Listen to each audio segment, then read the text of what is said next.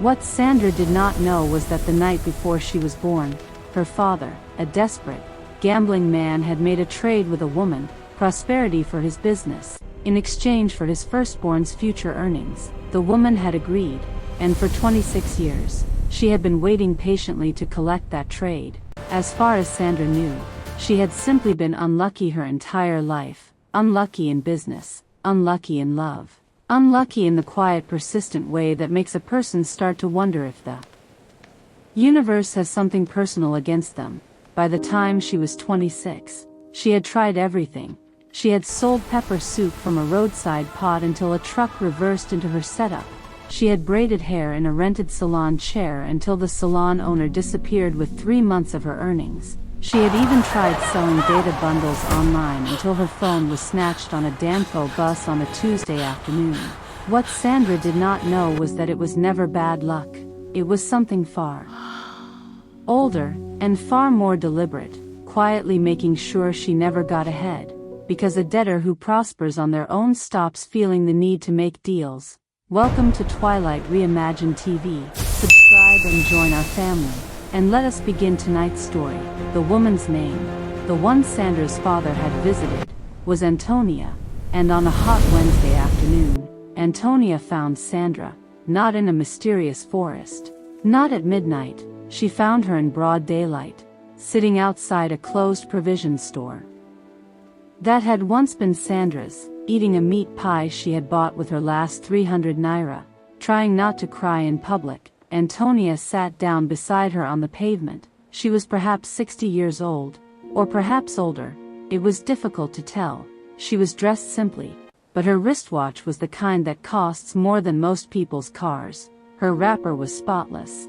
Her hands were soft. Nothing about her matched the dusty, exhausting reality of the street around her. Your father owed me a debt, Antonia said, without introduction or preamble. Sandra turned to look at her.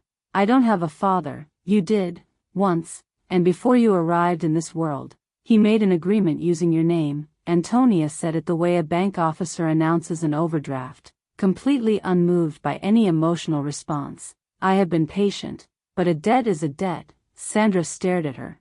What kind of agreement? He promised me the earnings of his firstborn child, from the age of 26, until I am satisfied. Antonia tilted her head. You have just turned 26, and you have been earning nothing, which means my patience is running out. Sandra almost laughed. So what do you want from me? Antonia opened her bag and placed a small iron key on the pavement between them. It was old and heavy looking, with a looping bow at the top shaped like an eye. There is a market, Antonia said. It sits behind the old textile warehouse on Sani Road. It only appears on Wednesday nights, between 11:00 p.m. and 2:00 a.m. The key opens the gate. Inside, you will find an empty stall with your name already written on the board above it. She paused. Sell whatever you like. The buyers will come. You will make more money than you have ever seen. Sandra looked at the key. And what is the catch? For the first time, something moved in Antonia's face, not a smile exactly, something more like recognition. The catch, she said, is that half of everything you earn belongs to me. That is the debt being repaid. Pay it willingly and quickly, and in 6 months you will be free. Try to cheat me, and the consequences will follow you in ways that cannot be undone. She stood up, brushed the dust from her wrapper, and looked down at Sandra. You have no other options. You know that as well as I do. She walked away. Sandra sat on the pavement for a long time, holding the iron key. Then she put it in her pocket. The textile warehouse on Sani Road had been abandoned for years. Its windows were boarded and its walls were thick with old paint peeling in long curling strips. At 10:45 that Wednesday night, Sandra stood in front of the rusted iron gate at its side and pushed the old key into the lock. The gate swung open silently, as though it had been oiled that morning. Beyond it was not the empty warehouse yard she expected. It was a market, a fully living, fully lit, fully stocked market. Stalls stretched further back than the physical space of the warehouse could possibly contain, lit by bulbs strung overhead on wire that disappeared into a darkness above the light. The stalls sold everything: fabric, shoes, food, electronics, gold jewelry, clay pottery, fresh fish on ice. Traders stood behind their tables looking busy and purposeful. Customers moved between stalls carrying bags already heavy with purchases, and above one empty stall, near the entrance, was a wooden board with a name written in fresh black paint: Sandra. She set up that night with a box of fabric samples she had borrowed from a friend, more out of desperation than any real plan. Within 20 minutes of the market opening fully, customers were 3 deep at her table. They bought without hesitation, without negotiation, pulling money from wallets and bags and simply handing it over. By 1:30 a.m., she had sold everything and was sitting behind an empty table with more cash than she had held in her life. At 2:00 a.m. exactly, the lights above the market flickered once. Every trader immediately began packing up. Sandra followed without being told. She walked back through the gate, locked it behind her with the iron key, and stood alone on Sandy Road in the quiet dark. She counted the money. She set aside exactly half in a separate envelope. On Thursday morning, Antonia appeared at her door without being called. She picked up the envelope, counted it without comment, nodded once, and left. For 8 weeks, this was Sandra's life. Wednesday nights at the market, Thursday mornings, the envelope, the money she kept changed everything. She reopened the provision store. She hired one girl to help her. She bought a small generator so the shop would not darken during power cuts. Her mother, who had been quietly watching her daughter struggle for years, started smiling again at the dinner table. Sandra told herself she was simply repaying a debt that was not even truly hers. She was a victim of her father's foolishness, working her way free. There was nothing wrong with what she was doing, but in the 9th week, something shifted.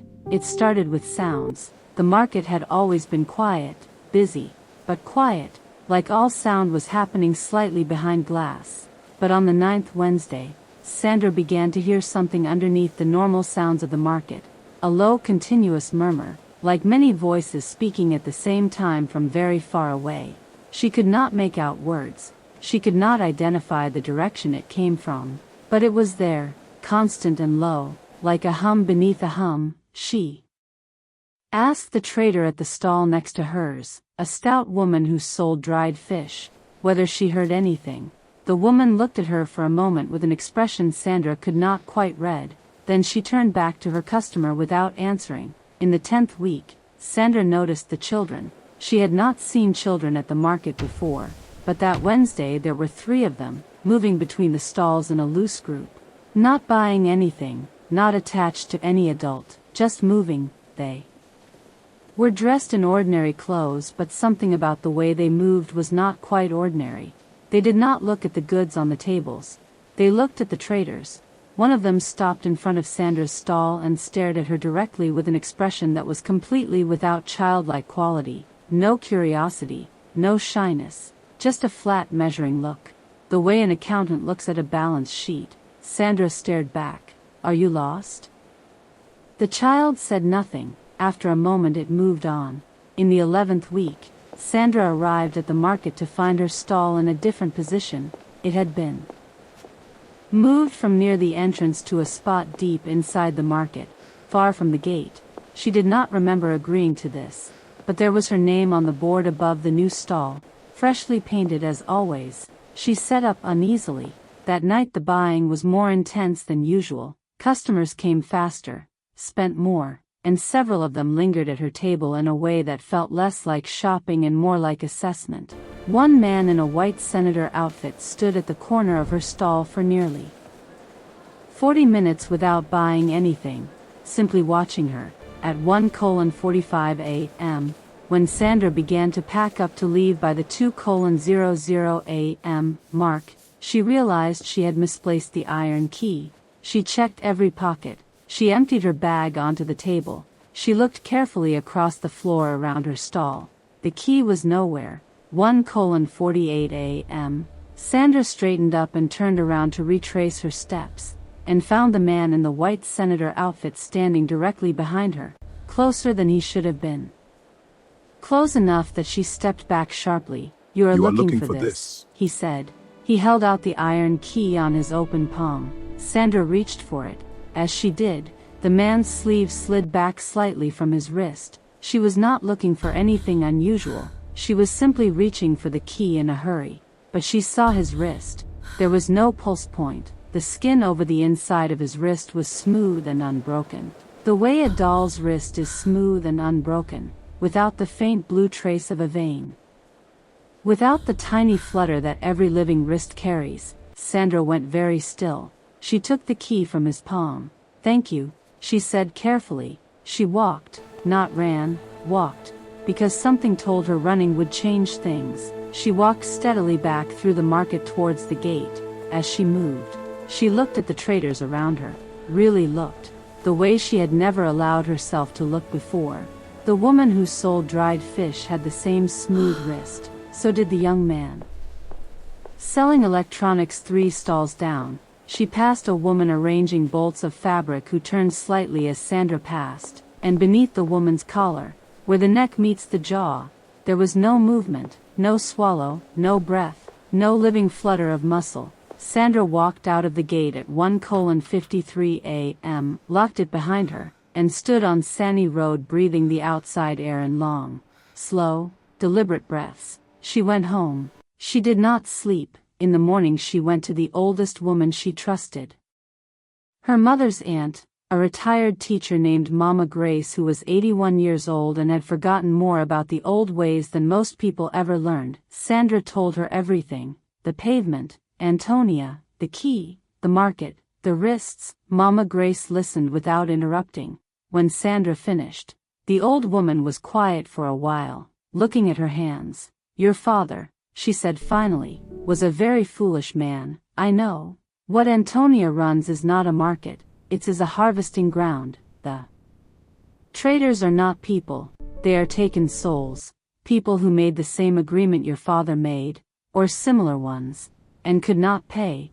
They work the market forever now, feeding it." She looked at Sandra. "The customers who buy from you are also not people, they are extensions of Antonia herself. Different faces, same hunger. Every time you sell to them, you are not selling fabric. You are selling fragments of the life you have ahead of you.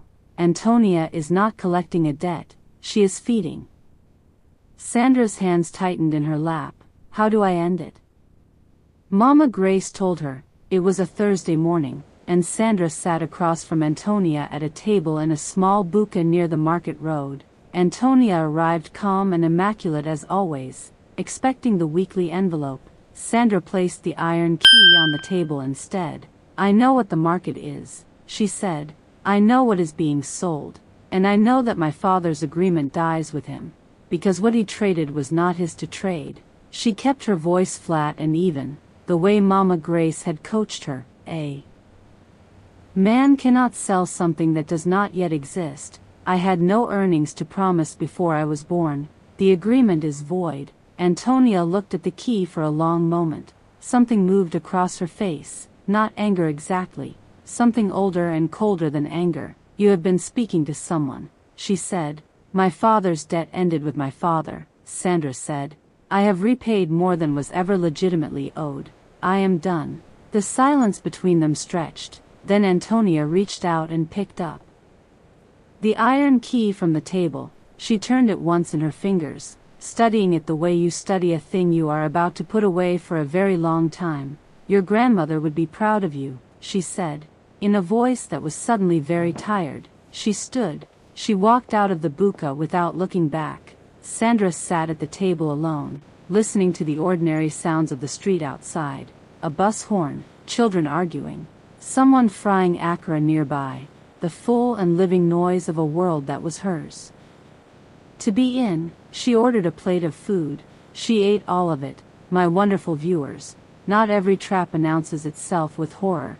Some of them arrive in daylight, speaking reasonably, wearing a good watch, and offering you exactly what you need at exactly the moment you need it most. The most dangerous agreements are the ones that feel like rescue. Sandra's father made a choice that was not his to make. But Sandra made a choice that was entirely hers. And that made all the difference. Have you ever accepted an offer that felt too convenient? Have you ever walked away from something that looked like a blessing but felt wrong underneath? Share your story in the comments. We are listening. Thank you for watching. We love you. If this story moved you, please subscribe, like the video, and share it tonight with someone who needs to hear